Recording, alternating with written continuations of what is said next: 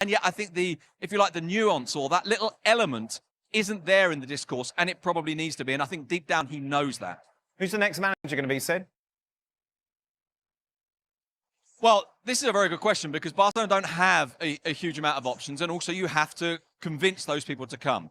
Now, right now, the obvious choice is Rafa Márquez, and I thought it was very striking that Márquez on Saturday night asked about this because, of course, he's the manager of Barcelona's B team. He has a post-game press conference. He's asked about this, and he says, well, you could never turn this down. And I think a lot of people felt that was a bit soon. It was a little bit kind of, oh, jump in me grave as quick, would you? There was a kind of real sense that maybe this wasn't the most tactful thing to say. But obviously he's a candidate. But I don't think he's a candidate that entirely convinces them, because I think if he was, then maybe this is something that happens now rather than in the summer. So now Barcelona have to look at people who, in theory at least, fit with their identity.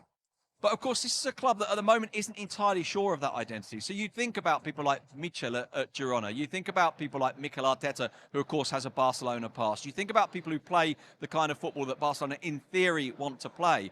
But I'm not entirely convinced that that's necessarily the case. I think, honestly, right now, if you were asking me to just throw a name in, not based on information, just based on the sense of where do you think this ends up, I would say Thomas Tuchel. Wow. Who would you hire?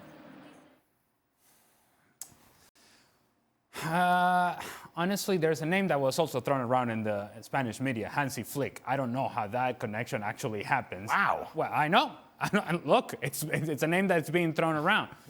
If indeed this is about Barcelona DNA, or this is about the Barcelona style of playing or entertaining or whatever the case may be, it would seem like the logical transition would be Michel from Girona. Right.